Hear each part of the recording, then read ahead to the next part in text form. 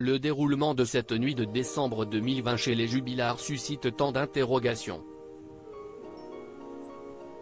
Le 13 décembre prochain, soit 2 ans après la disparition de Delphine, une reconstitution des faits aura lieu, à la demande des avocats de Cédric Jubilard.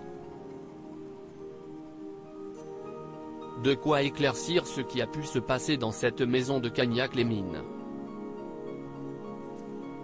D'après le fils aîné du couple, Louis, l'infirmière a regardé avec lui, comme à leur habitude, l'émission La France a un incroyable talent. Il est parti se coucher mais a entendu ses parents se disputer. Une voisine a aussi fait part de ce dont elle se souvenait de cette soirée-là, comme on peut le lire dans le livre de Valentine Arama, journaliste du Point.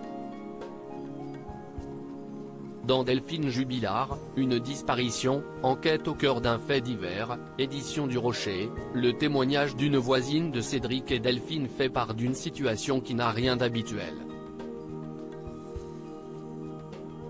Elle s'est présentée auprès de la gendarmerie le 16 décembre, après le passage de militaires venus à son domicile dans le cadre de l'enquête de voisinage.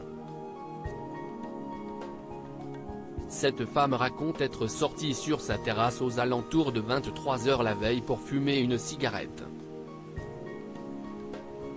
Elle explique avoir entendu des cris de femmes.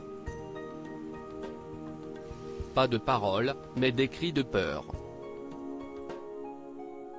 Ils m'ont glacé, dit-elle. Selon elle, il ne pouvait s'agir que des cris d'une femme adulte. Elle a aussi entendu des aboiements de chiens. Ils étaient plusieurs mais elle ne peut pas dire combien, lit-on dans cet ouvrage.